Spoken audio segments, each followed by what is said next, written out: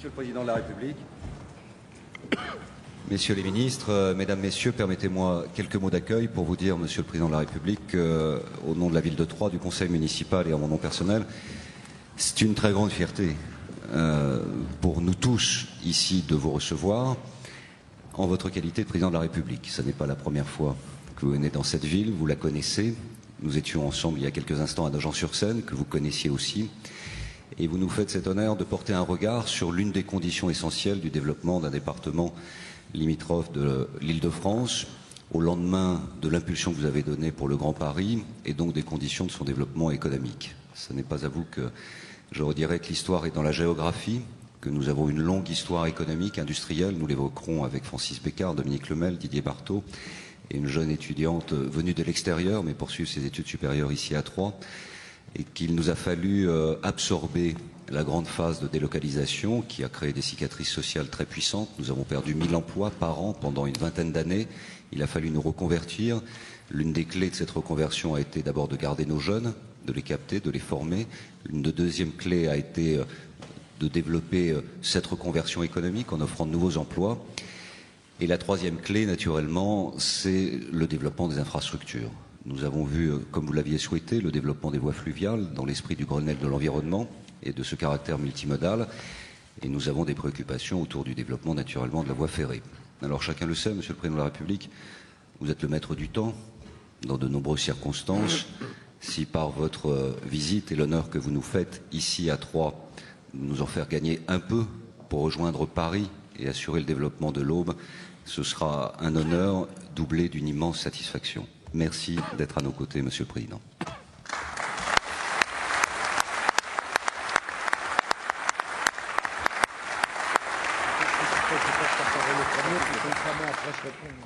Et je cède la parole à Francis Bécard. Merci, Monsieur le Ministre et cher François. Monsieur le Président de la République, je tiens d'abord, comme notre ministre-maire, à saluer votre présence et à vous dire combien nous sommes fiers et heureux de vous accueillir. Monsieur le Président de la République, Messieurs les ministres, Messieurs les présidents, l'immense privilège d'animer cette table ronde et en même temps d'être le gardien du temps. Donc je compte sur votre bienveillance pour y parvenir. À l'heure où le développement économique est intimement lié au transport, nous vous remercions de votre présence à Troyes pour en débattre avec nous. Une marque de considération et d'intérêt à laquelle nous sommes très sensibles. À Troyes, où nous savons ce qu'est une reconversion, car nous vivons depuis la crise du textile une permanente reconversion. Pour notre développement économique, pour notre attractivité, pour la compétitivité de notre territoire, des transports efficaces sont à présent indispensables. Au risque d'être un peu insolent, j'aimerais d'abord vous rappeler un événement historique. Savez-vous, Monsieur le Président de la République, que du temps de la machine à vapeur, certes le temps d'un exploit, le train a pu, en 1930, mettre 13 minutes de moins qu'aujourd'hui pour rejoindre Troyes depuis Paris. Bon, je vous l'accorde. Cela relève de l'anecdote, mais néanmoins, nous pouvons citer de nombreuses villes françaises plus éloignées que Troyes de Paris et pour lesquelles il faut moins de temps pour les rejoindre. Vous n'ignorez pas par ailleurs que Troyes est à présent la seule ville du bassin parisien à ne pas être reliée à la capitale par une radiale ferroviaire électrifiée. Nous allons, si vous me le permettez, dans le cadre de cette table ronde, aborder 3 questions. Comment l'aménagement du territoire, comment l'aménagement d'un réseau de transport durable peut participer au développement économique et à l'aménagement du territoire? Quels sont les investissements prévus par la SNCF et RFF, notamment dans le cadre du Grenelle de l'environnement, pour favoriser notre compétitivité? Et enfin, qu'est-ce que le projet des trains d'équilibre du territoire? Pour traiter ces thèmes, plusieurs protagonistes de terrain, venus de l'Aube ou d'ailleurs, vont apporter leur témoignage. Dominique Lemel, président de la Chambre de commerce et d'industrie, inlassable avocat de l'électrification de la ligne Paris-Troyes. Didier Marteau, président de la Chambre d'agriculture, qui m'a indiqué qu'il aimerait évoquer le développement du fret au service d'une agriculture performante. Et enfin, Sarah Lorenzo, étudiante à l'École supérieure du design de Troyes, école membre du groupe ESC 3. Comme vous le savez, Troyes compte aujourd'hui près de 10 000 étudiants, ce qui est quand même un bel exploit par rapport à une évolution énorme dans ces 15 dernières années, grâce à l'implication très forte des collectivités territoriales. Sarah Lorenzo, native de Tours, qui prend fréquemment le train, le week-end notamment, nous fera partager son expérience parfois difficile d'usager de la ligne Paris-Troyes et nous contera combien elle a néanmoins choisi de faire ses études supérieures à Troyes. Donc il s'agit bien de transport et d'attractivité, d'usagers, de fret et de développement économique. Monsieur Dominique Lemel, président de la Chambre de commerce et d'industrie, si vous voulez bien nous faire part de votre témoignage. Merci Francis. Monsieur le Président de la République, effectivement, je suis président de la Chambre de commerce et d'industrie de l'Aube. Je suis industriel de l'agroalimentaire depuis 25 ans et je suis natif d'ici. Après un début de carrière à Paris, j'ai décidé de revenir dans ce territoire. Et c'est vrai que ce territoire a connu une période conséquente. Et nous sommes tous conscients ici que notre conversion, nous l'avons eue et obtenue, notamment grâce à une partie des infrastructures de transport qui s'y sont posées. Nous pouvons aller plus loin. Bien évidemment, des chantiers de longue date ont été engagés, vous les avez vus ce matin. Le canal, j'y ai travaillé au tout début de ma carrière à la Chambre d'agriculture. Le canal Bray-Nogent, enfin, nous allons avoir des vraies péniches qui arrivent chez nous. Mais vous avez certainement vu aussi, en partant de Nogent-sur-Seine, notre centrale nucléaire qui fournit l'électricité au bassin parisien. Nous aimerions, même si nous produisons cette électricité, en récupérer un peu sur notre ligne de voie ferrée en retour. Ma question, si vous voulez, est très simple, c'est peut-être au président des RFF plus en détail, et plus au-delà de toutes les personnes qui sont ici et qui assistent à cette table ronde. Je crois qu'ici, tous les habitants de l'Aube et du sud de la Champagne-Ardenne attendent des vraies réponses. Tout d'abord, cette électrification qui est voulue par tout le monde, au-delà des élus politiques, régionaux, locaux, départementaux, des élus économiques de nos habitants. Et on nous la promet, mais quand se fera-t-elle réellement ? Vous avez annoncé un calendrier pour l'électrification. Comment comptez-vous vous y tenir? Quels sont les moyens? Quels sont vos engagements pratiques pour tenir définitivement ce calendrier? Et puis, Monsieur le Président de la République, quand l'Aube va-t-elle pouvoir s'ouvrir sur le monde avec ses connexions extérieures? Il ne viendrait même pas à vous l'idée d'acheter un appartement sans électricité. Et je crois que si nous avons cette électrification, ce serait un prérequis pour que nous puissions être connectés, ne serait-ce, et je vais donner deux exemples, sur le triangle de Coubert, où nous pourrions peut-être croiser quelques TGV. Nous pourrions être connectés aussi peut-être à 2 trains par jour pour la gare de Lyon, pas l'intégralité. Et je crois que si nous pouvions avoir ces décisions et ces engagements, sachez que ce territoire qui a peut-être déjà démontré sa reconversion sera encore capable de faire d'autres choses. Merci. Merci beaucoup.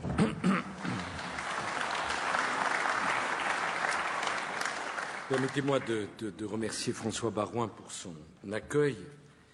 Et j'en profite aussi pour lui dire mes remerciements pour la qualité de son travail à la tête d'un ministère bien difficile que j'ai connu en son temps, le ministère du Budget, où il bénéficie de ma confiance totale.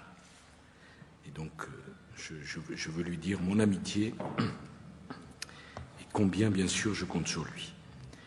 Je suis venu ici en compagnie ici à Troyes, je retrouve mon grand ami Robert Gallet, dont le nom est associé à cette ville et à l'histoire de notre pays, en compagnie de Jean-Louis Borloo, qui a été l'artisan inlassable du Grenelle de l'environnement. J'y reviens parce que le Grenelle de l'environnement, dont j'avais proposé la réunion lors de la campagne présidentielle et que Jean-Louis a formidablement mis en œuvre, on voit maintenant tout ce qu'il donne, puisque toutes les régions, toutes les collectivités le sont appropriées, et Michel Mercier, qui a une lourde responsabilité en termes d'aménagement du territoire. je vais vous parler très franchement. Lorsque la crise a frappé le monde, et notamment la France, j'ai entendu beaucoup de conseils qui m'étaient donnés. C'est toujours utile de recevoir des conseils et de les écouter. Mais beaucoup me disaient, puisque la France est victime d'une crise sans précédent, elle doit couper dans tous ses budgets, et notamment, comme d'habitude, couper dans ses budgets d'investissement. J'ai refusé ce choix. Monsieur Le Mail, Monsieur Bécard, j'en assume la pleine responsabilité.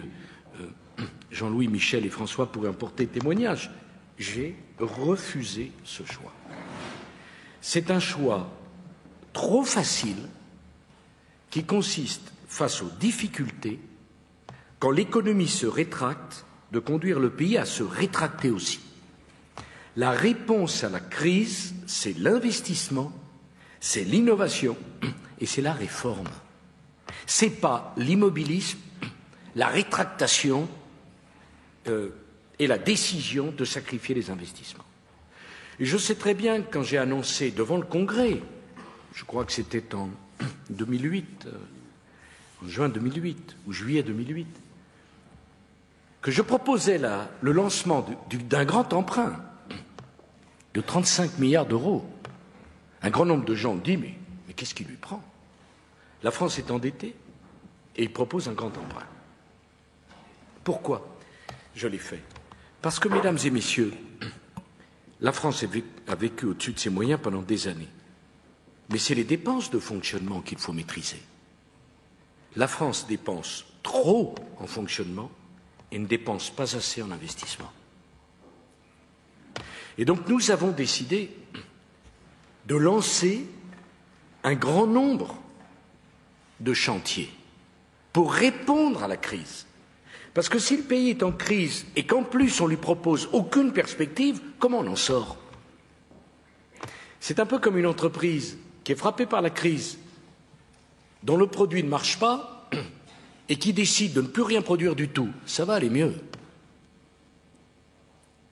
Il faut au contraire innover, trouver un nouveau produit, mobiliser les équipes sur des projets.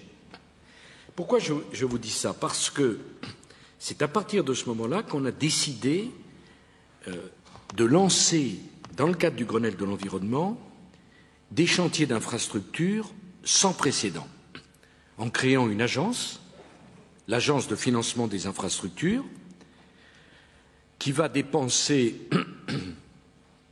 presque 5 milliards d'euros de travaux par an, jusqu'en 2013, 5 milliards d'euros financés par l'agence, par l'État, par an.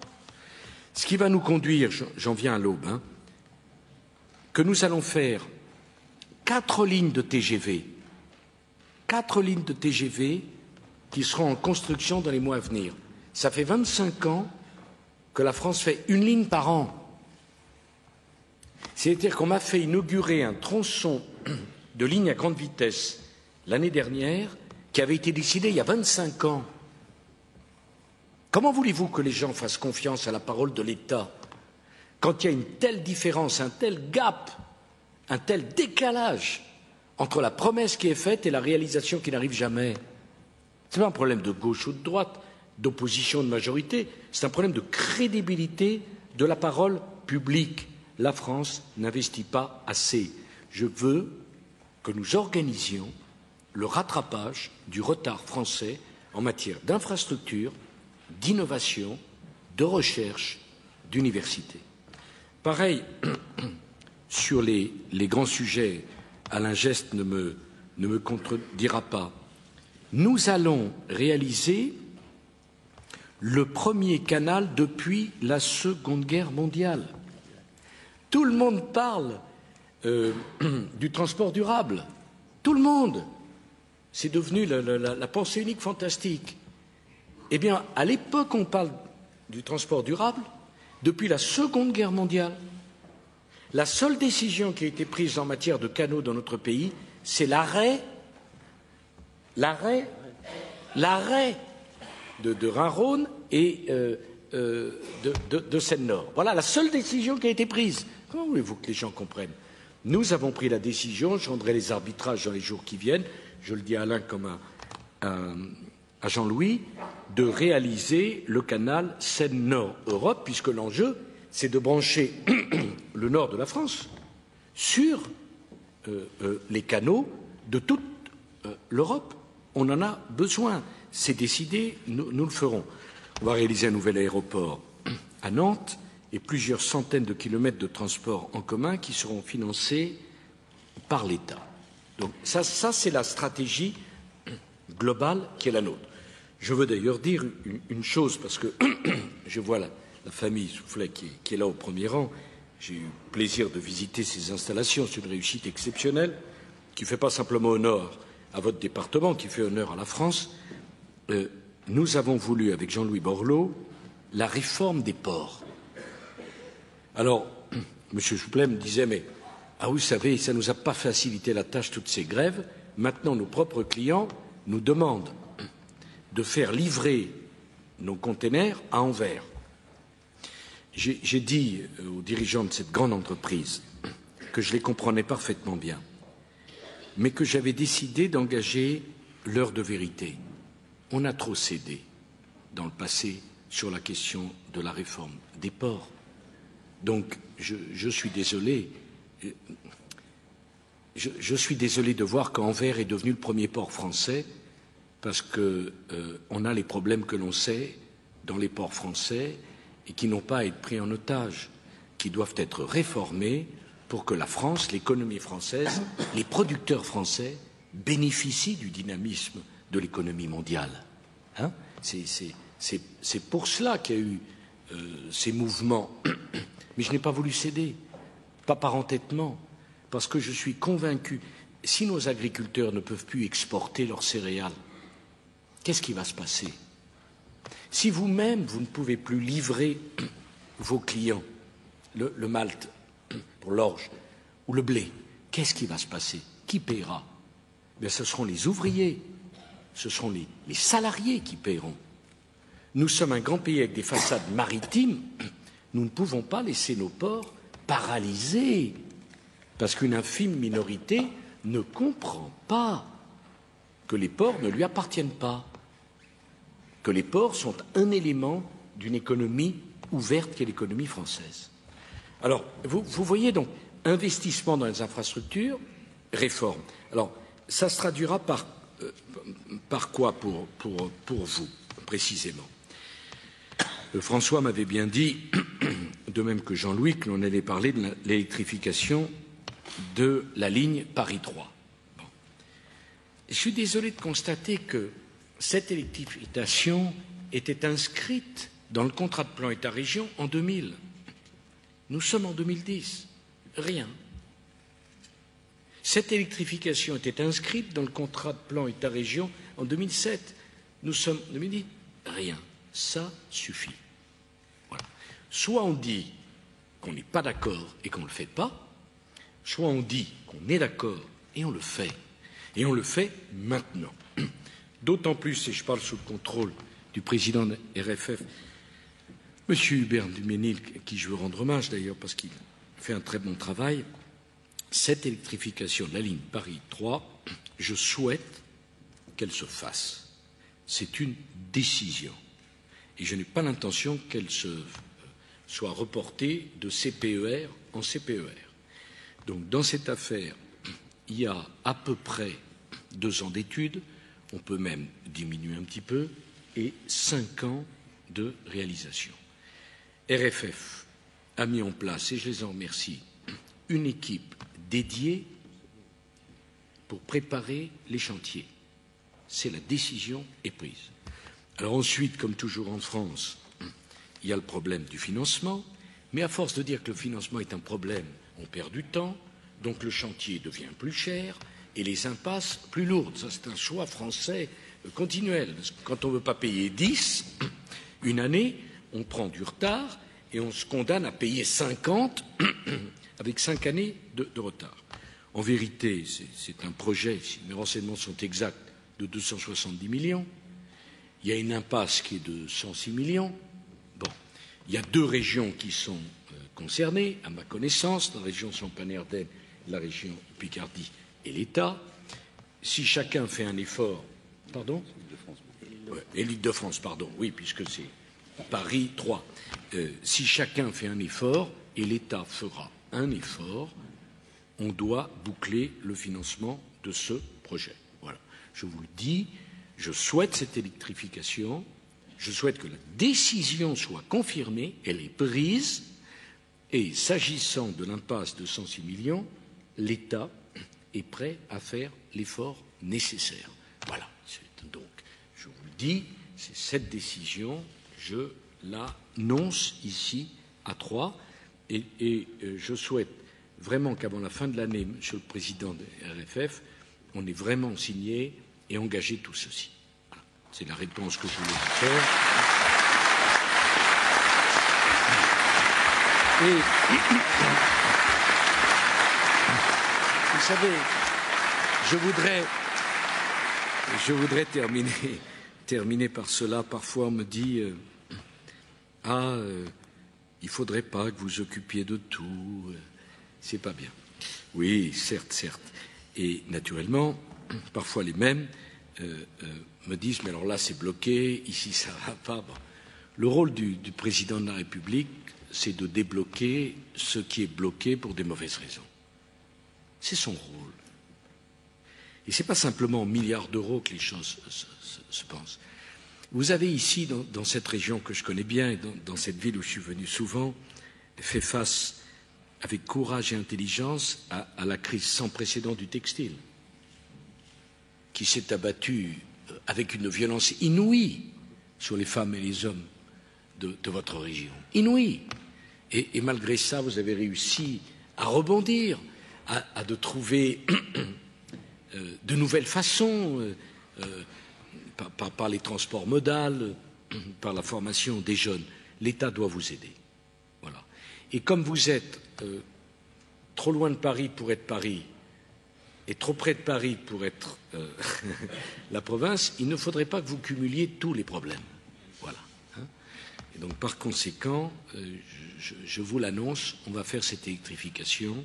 Bon, alors, n'attendez pas à voir les ouvriers à peine repartis. Non, parce que je vous connais un peu de réputation, Monsieur Lemel. Bon, je l'ai bien dit, il y a quand même 2 ans d'études, parce que maintenant il y a les enquêtes publiques, il y a tout un tas de choses. Mais la décision est faite, et si les collectivités territoriales jouent le jeu, nous l'annonçons, on mettra la rallonge qu'il faut pour compléter le dossier. Voilà.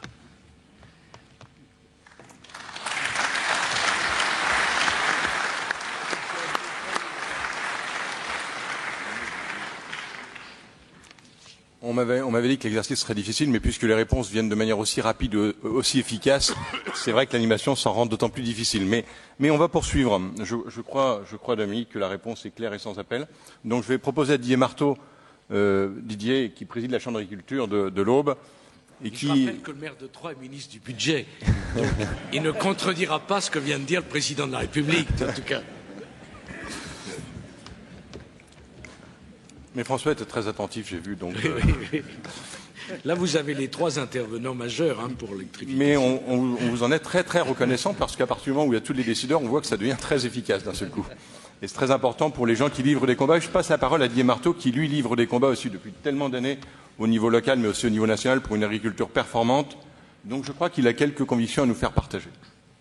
Merci, Monsieur le Président de la République. Didier Marteau, je suis président de la Chambre d'agriculture, je suis surtout agriculteur depuis 35 ans.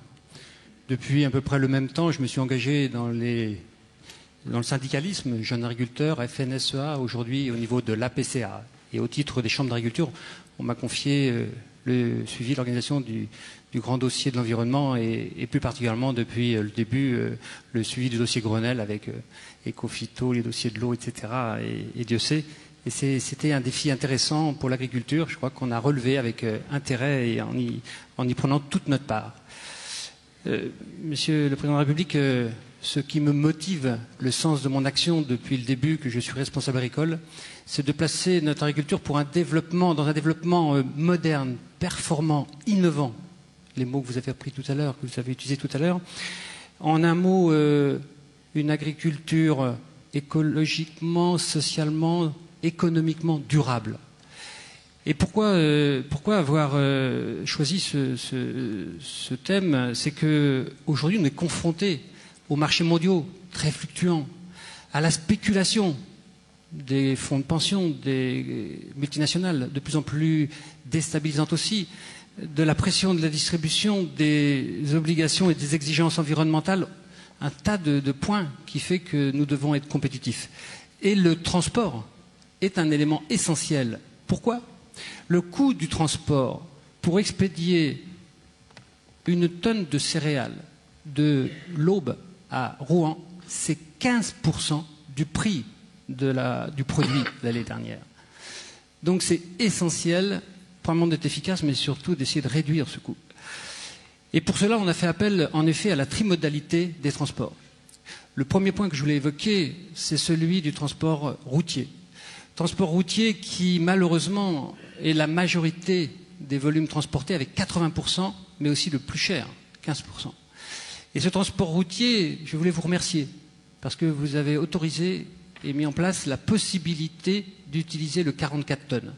Manque juste, pour être totalement satisfait, la signature du décret, qui, si ce n'est fait, j'espère, sera fait dans les prochains jours.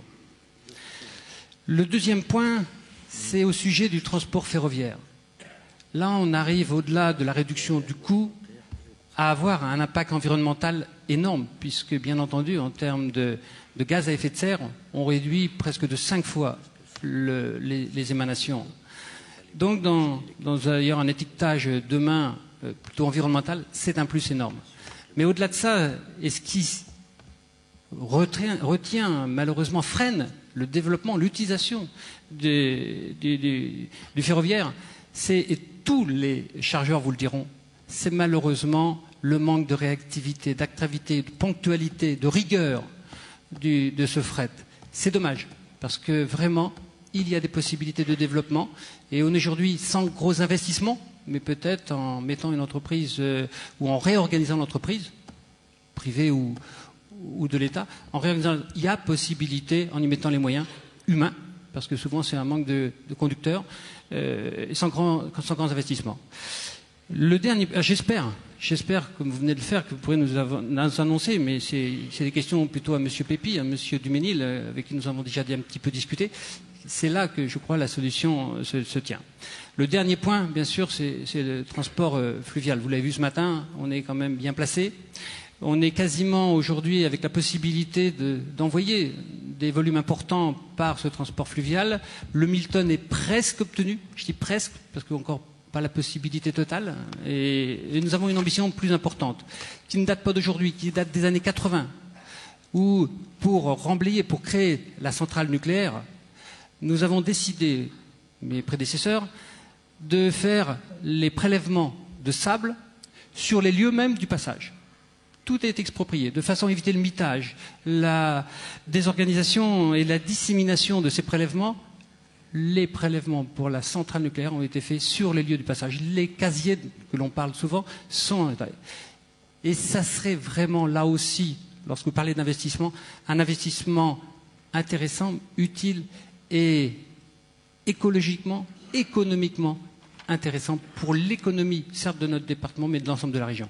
J'espère que là aussi, on pourra en voir le jour le plus rapidement possible. Merci, Monsieur le Président de la République.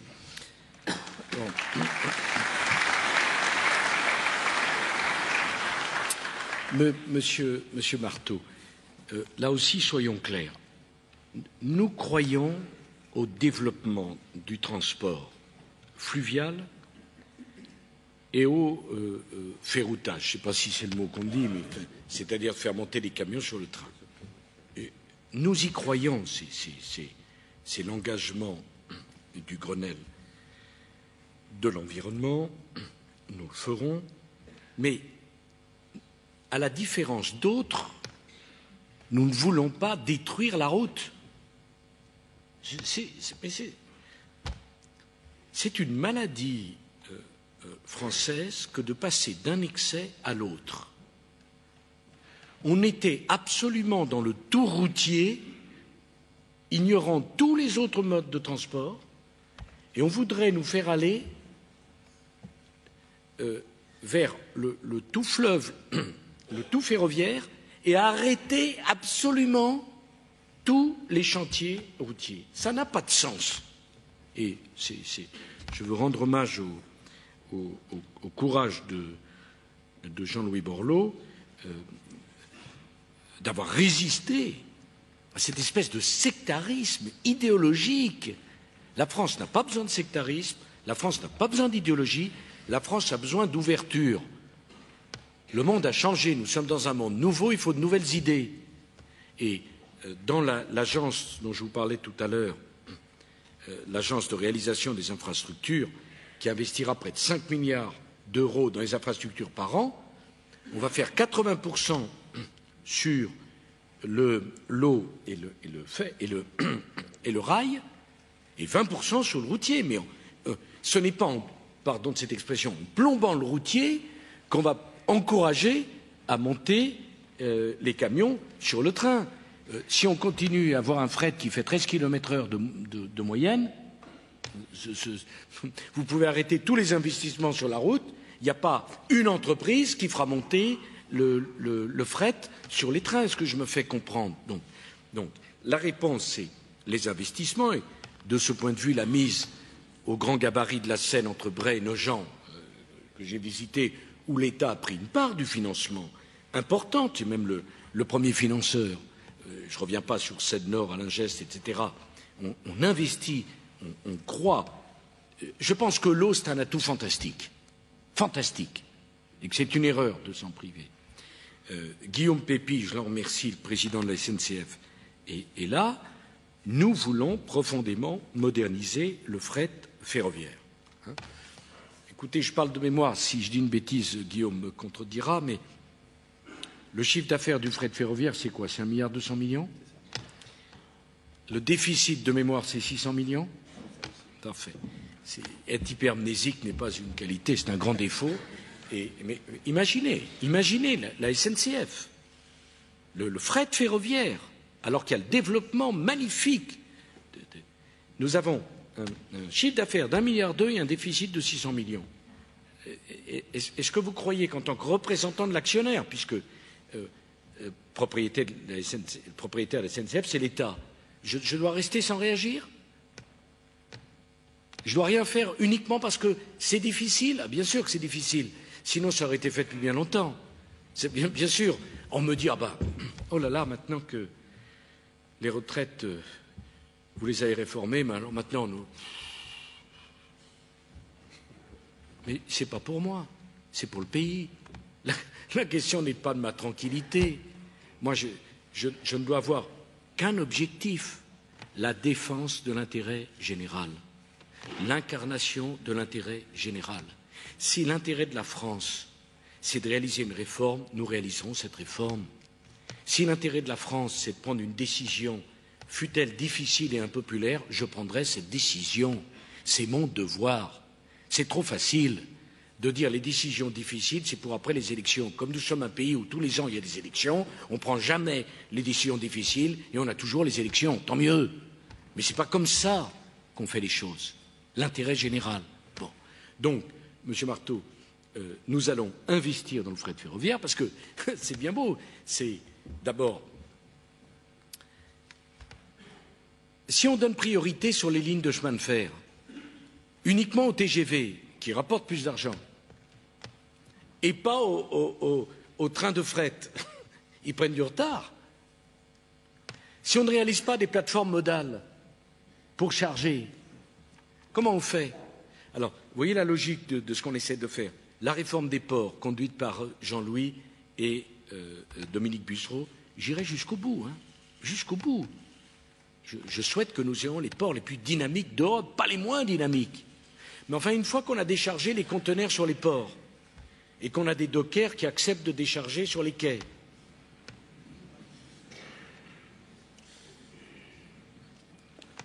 si les conteneurs restent dans le port, ça ne va pas. Ça ne suffit pas. Il faut qu'on ait des trains qui arrivent dans le cœur des ports et qui tirent les conteneurs pour les emmener ailleurs chez les clients. C'est ça la stratégie que j'essaie de poursuivre pour notre pays. Mais enfin, écoutez, le trafic mondial des conteneurs ces années passées a augmenté de 4 à 5% par an, il a baissé de 1 à 2% en France. Est-ce qu'il est normal, est-ce que je peux accepter, en tant que chef de l'État français, qu'il y ait plus de conteneurs en provenance de France qui soient débarqués sur le port d'Anvers que sur le port du Havre? Est-ce que je peux l'accepter? Est-ce que c'est normal? Est-ce que je serais digne de mes responsabilités en contemplant ce désastre et en ne faisant rien? Ce qui s'est passé à Marseille, moi j'aime Marseille, j'aime le Sud et j'aime Marseille, mais c'est dizaines et dizaines de bateaux en rade avec des marins qui voulaient retrouver leur famille, qui ne pouvaient pas décharger. Ce n'est pas normal. Ce n'est pas normal. Ce n'est pas acceptable. Ce n'est pas acceptable. Je ne veux blesser personne, je ne veux prendre à partie personne, mais quand même, ça ne peut pas durer. Si on fait grève, on peut faire grève, mais dans ce cas-là, les jours de grève ne sont pas payés. Ça s'appelle la démocratie sociale et politique. Ça s'appelle la responsabilité. On peut pas. À la SNCF, Guillaume Pépi vous le dira, c'est difficile de réformer. Bon. Mais est-ce que je peux continuer avec 1,2 milliard de chiffre d'affaires et 600 millions de déficit chaque année? Ça, c'est bien? Il faut continuer comme ça? Je dis non. Voilà. Hein? Et on va beaucoup investir pour changer ça. Enfin, sur le 44 tonnes, c'est très difficile. D'abord, le décret est au Conseil d'État, M. Marteau. On est dans une démocratie aussi juridique. On a signé le décret avec Jean-Louis, mais il est au Conseil d'État. Il doit passer au Conseil d'État. Donc, avant la fin de l'année, il sera signé. Donc, le 44 tonnes, nous l'avons autorisé pour les produits de l'agriculture et de l'agroalimentaire. Hein. C'est comme ça. Je veux également dire qu'il y aura une éco-redevance sur les poids lourds qui utilisent notre réseau non concédé à partir de 2012, Jean-Louis. C'est bien cela. Parce qu'il n'y a aucune raison que certains pays, je pense à la Suisse, interdisent le passage des poids lourds, reportent les poids lourds chez nous, ils utilisent nos routes, je n'ai pas de problème, mais ils doivent participer au financement des travaux d'aménagement de ces routes par l'éco-redevance. C'est bien, éco-redevance qui va nous permettre d'investir et de revenir. Donc vous voyez, Monsieur Marteau, la stratégie que nous avons, je suis pleinement conscient que les transports et les infrastructures, c'est fondamental pour le développement de vos régions, c'est fondamental pour l'aménagement du territoire. Voilà. Voilà donc la stratégie globale que nous mettons en œuvre. Le tout en respectant les ambitions du Grenelle de l'environnement. Hein. C'est ça. Alors, tout le monde n'est pas content, évidemment, mais il y a un ensemble. On réforme les ports, on réforme la SNCF, on réforme le fret ferroviaire, on investit massivement dans l'eau, enfin, les canaux, et dans le train, on ne sacrifie pas la route, on taxe les poids lourds étrangers à partir de 2012 qui utiliseront notre réseau non concédé et on réalise les équipements que vous attendez. Voilà la stratégie. Je n'en démordrai pas. Vous me comprenez? Parce que je suis convaincu que c'est central pour le développement de notre pays. Ça me permet de vous dire une dernière chose. On dit beaucoup de choses sur le social. Moi, je crois que le social passe par le travail. Enfin, je pense que le travail émancipe et que le chômage aliène. Que la seule réponse sociale, c'est celle qui consiste à donner davantage de travail. Que le social n'est pas de créer une énième allocation pour expliquer à quelqu'un qui est encore en pleine forme qu'il doit rester chez lui plutôt que de travailler. Eh bien, tous ces investissements participent d'une économie qui va donner davantage de travail, qui va créer davantage de richesses, qui va produire davantage de croissance. La France n'a ni les moyens, ni, à mon avis, la volonté de développer l'assistanat. La France veut plus de travail, plus d'emplois, plus de croissance, plus de richesse. Alors, bien sûr que se pose la question du partage des richesses. Mais je ne crois pas au partage du travail. Je ne pense pas que c'est parce qu'on met quelqu'un au chômage à 55 ans qu'un jeune de 25 ans a un emploi. Ces raisonnements ont échoué partout dans le monde. Regardez les 35 heures, ça a été un désastre. On n'ose pas le dire. Moi, je le dis.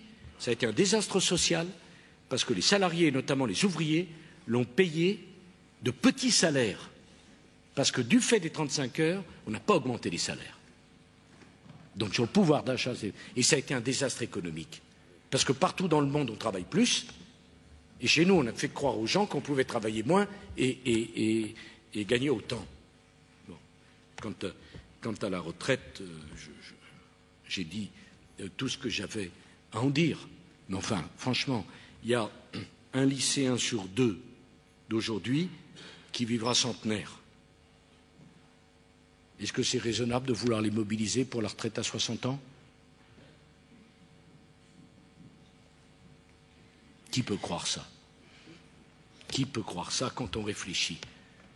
Moi, je pense que la façon de respecter les gens, c'est de leur dire la vérité, telle qu'elle est, le monde tel qu'il est. Vous me la dites, la vérité. Vous me dites, voilà, on attend, on veut se développer, mais donnez-nous les moyens de compter. Mais moi, je vous dis, voilà, ma réponse, c'est l'intérêt général.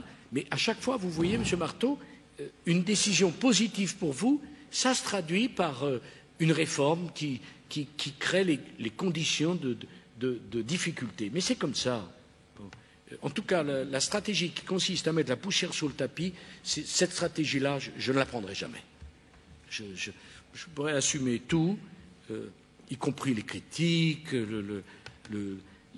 alors, les commentaires, l'impopularité, oui. Mais moi, j'ai ma conscience. Je sais que ce qu'on fait, on doit le faire. Et même, je vais vous dire autre chose, Monsieur Marteau, on aurait dû le faire bien avant. Et si on l'avait fait bien avant, ça aurait été moins difficile. Et si je renonçais à le faire, ça serait encore plus difficile pour mes successeurs. Donc, c'est maintenant et c'est tout de suite. C'est comme l'électrification de Paris 3. C'est maintenant et c'est tout de suite. Merci.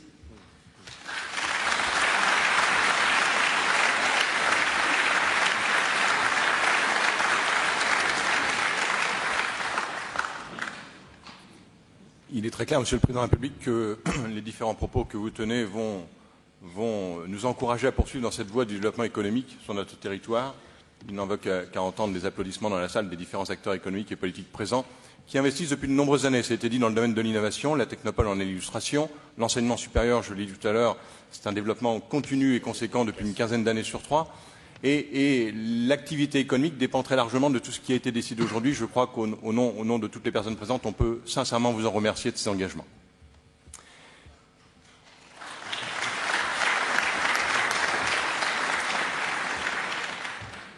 Il en va aussi un peu de l'intérêt des usagers au-delà du développement économique. Et Sarah est une illustration de ce que Troyes a pu faire dans l'enseignement supérieur pour attirer des jeunes en provenance, bien évidemment, d'autres territoires.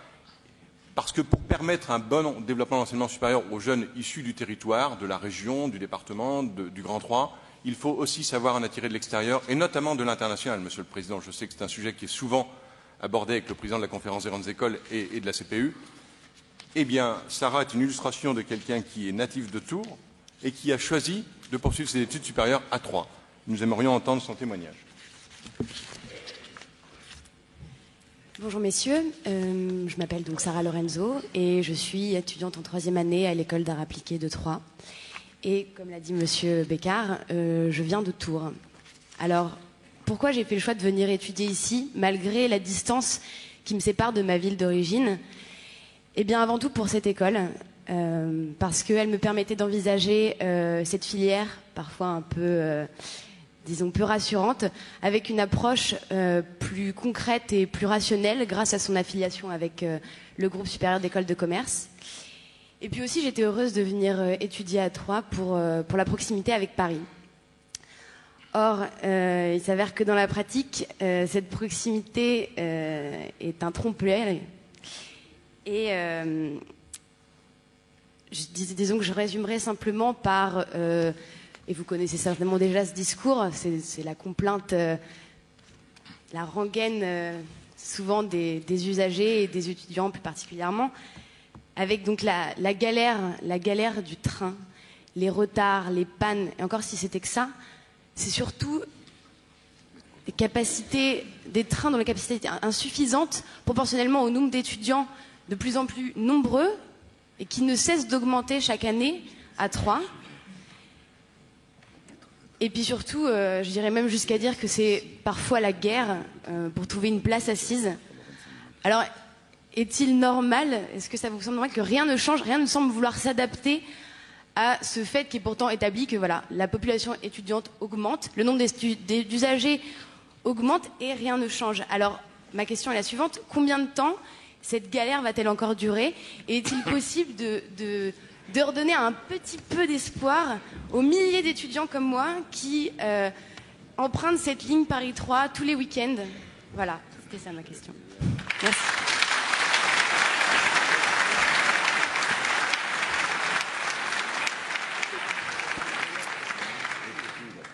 Sarah, si j'en juge par la chaleur des applaudissements, vous n'êtes pas la seule à porter un Guillaume.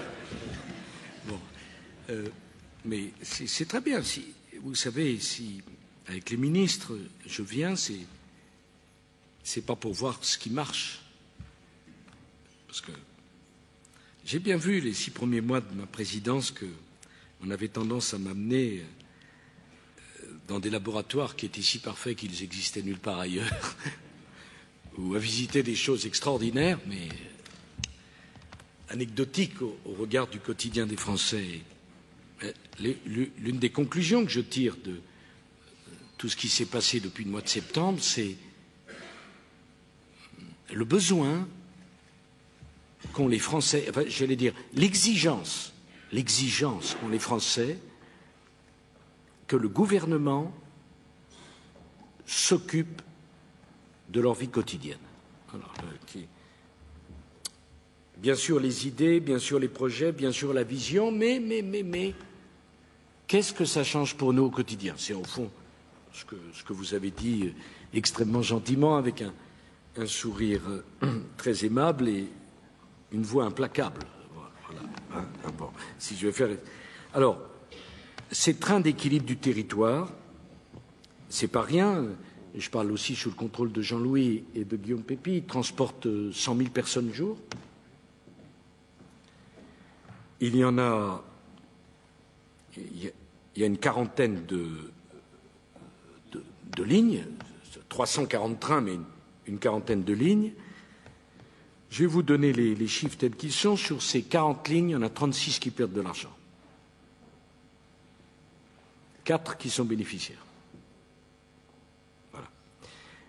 C'est un peu moins de 200 millions d'euros de pertes annuelles. La moyenne d'âge des trains dans lesquels vous êtes transportés, c'est 40 ans. Alors 40 ans, c'est très jeune pour un individu, mais pour un train qui transporte des milliers de gens, ça commence à faire lourd. Et là aussi, disons les choses comme elles sont, je ne voudrais pas que la SNCF soit à 2 vitesses. Les TGV rutilants et les trains d'équilibre du territoire roulants. Parce que c'est le même service public. Ce sont les mêmes Français. Et que ça ne peut pas être tout pour l'un et rien pour l'autre. Alors, nous avons engagé des discussions dont je vais vous annoncer les résultats aujourd'hui avec la SNCF. Nous avons signé une convention dite de service public qui rentrera en vigueur le 1er janvier 2011, dans 2 mois. Alors, cette convention prévoit 300 millions d'euros d'investissement pour engager la modernisation que je qualifie d'absolument urgente du matériel roulant. Donc la réponse à votre question, Sarah, c'est pour la première fois depuis très nombreuses années, au 1er janvier de cette année, il y aura 300 millions d'euros à la disposition de la SNCF pour moderniser vos trains. Guillaume, pensez à Sarah, Paris 3. Pas que, non mais bien sûr, bien sûr. Enfin, ça ne doit pas être impossible de penser à Sarah et à Paris 3. Et donc, voilà la réponse. Je ne peux pas vous dire qu'au 1er février, vous aurez un nouveau wagon, mais ma réponse, c'est 300 millions d'euros dès le 1er janvier pour tous les Français qui, comme vous, prennent des trains d'équilibre du territoire. Mais je vais aller plus loin, ça. Nous avons décidé de verser, en sus de ces 300 millions d'euros pour l'investissement, 210 millions d'euros de subventions d'équilibre pour la SNCF pour que aucune de ces lignes, je parle sous le contrôle de Michel Mercier, l'aménagement du territoire, aucune de ces lignes, trains d'équilibre du territoire, ne soit fermée. Donc je dis aux maires, aux élus locaux qui sont ici, nous pérennisons les trains d'équilibre du territoire, les 40. Parce qu'il y avait pire que votre situation d'aujourd'hui, Sarah. Aujourd'hui, vous dites, je suis transporté, pas assez vite, il y a du retard et pas confortable. Mais si ça supprime, c'est encore pire, parce qu'à ce moment-là, vous ne pouvez pas faire vos études. Donc, je vous annonce que les 40 lignes sont sauvées, sont pérennisées, que le financement est donné à la SNCF. Je le dis pour vous, je le dis aux maires de Troyes, aux élus qui sont ici. Je demande à Michel Mercier, d'ailleurs, de prévenir, à partir d'aujourd'hui, la totalité des élus concernés. Les 40 lignes sont conservées et seront modernisées. Alors, il y a un petit additif, c'est que, par ailleurs, nous avons demandé avec Jean-Louis Borloo que la rémunération de la SNCF, cher Guillaume Pépi, soit complétée d'un bonus-malus sur la qualité du service. C'est-à-dire, si le service est bon, c'est-à-dire si les trains sont à l'heure, s'il y a du confort à bord, si les voyageurs sont informés, eh bien, il y aura un bonus qui pourra aller jusqu'à 2,5 millions d'euros de plus chaque année. Si les trains sont en retard, si les passagers n'ont pas de confort, si les passagers ne sont pas contents, eh bien, nous diminuerons la subvention à la SNCF dans les mêmes proportions. Voilà. Hein?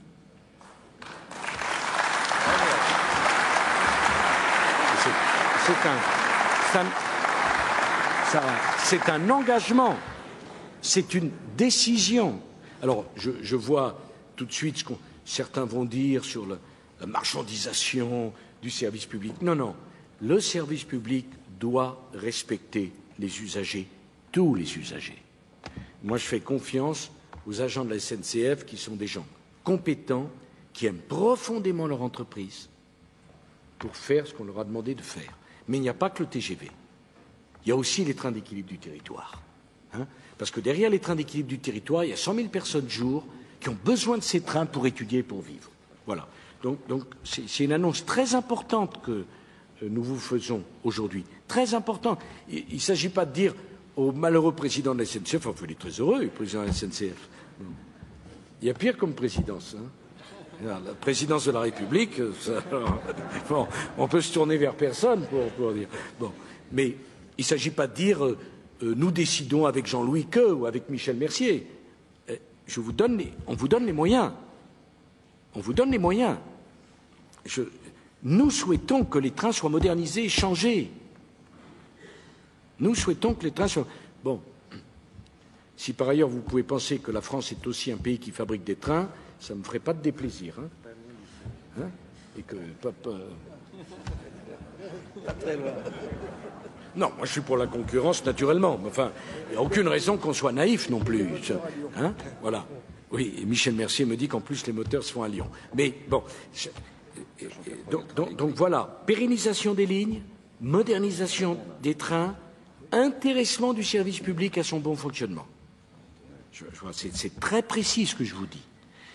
Et naturellement, dans 6 mois, si vous le voulez bien, je reviendrai pour voir ce qui a avancé, à la fois sur électrification de Paris 3 et sur TER, parce que je sais bien une chose. Moi, vous savez, j'ai confiance. J'ai dit en Hubert Duménil comme en Guillaume Pépi, ils n'ont pas des boulots difficiles. Mais il y a une telle, comment dire, il y a une telle habitude de nos concitoyens, de nos compatriotes, de décalage entre la parole et les faits, hein, parce que je vois Sarah, elle me regarde, et elle dit c'est pas mal ce qu'il dit, mais est-ce que c'est vrai? Voilà, grosso modo. Et donc la seule façon de répondre à cela, je le dis à Gérard Manuel, qui est parlementaire, c'est de revenir et de dire voilà, on avait pris un engagement, qu'est-ce qu'il en est de cet engagement? Et comme par hasard, en général, quand je reviens, ça débloque spontanément ce qui avait pris un peu de retard, tout d'un coup, ça va prendre un peu d'avance. Hein. Mais moi, je tiens beaucoup à ça, à revenir, pour créer la confiance et pour que vous puissiez investir, vous développer et ne pas vous sentir abandonné. Donc, Monsieur le Préfet, dans 6 mois, on fait le point ici. Mais Guillaume, vous voulez dire quelque chose?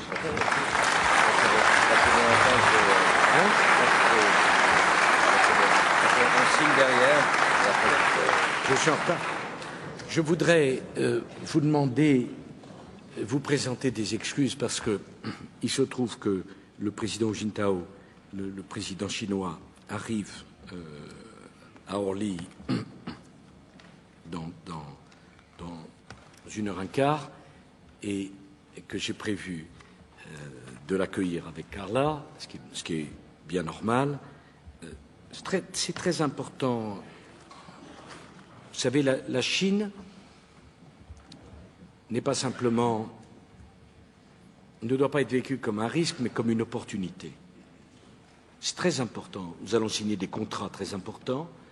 Nous allons engager des discussions très importantes à la veille de la prise par la France de la présidence du G20. C'est très lourd ce qui se prépare.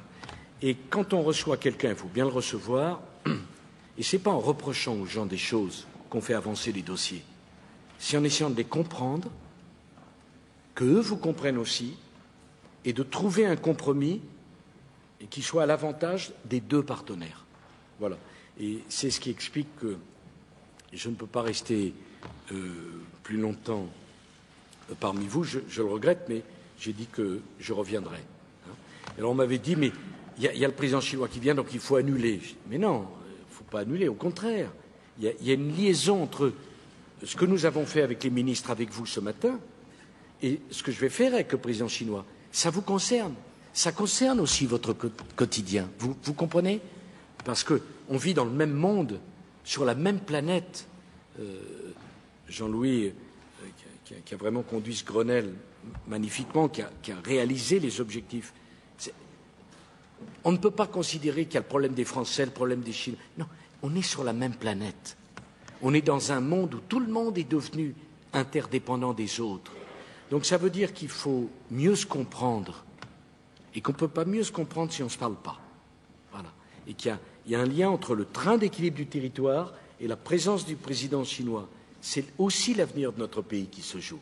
Dans les deux cas, il ne faut pas opposer les grandes questions internationales qui ne vous concerneraient pas ou considérer avec dédain la question du confort des trains d'équilibre régionaux qui ne serait pas un sujet de président de la République. C'est un sujet de chef de l'État. Mais à l'inverse, la visite du président chinois, c'est un sujet du quotidien des Français. Vous comprenez ce que je veux dire? On n'est plus dans le XXe siècle, on est dans le XXIe siècle. Et tout se tient. Voilà. Tout se tient. Et c'est bien ça, d'ailleurs, qui fait la complexité et le côté passionnant du travail qu'on a engagé. Je remercie M. Duménil et Guillaume Pépi et je vous remercie tous de votre présence et de votre accueil.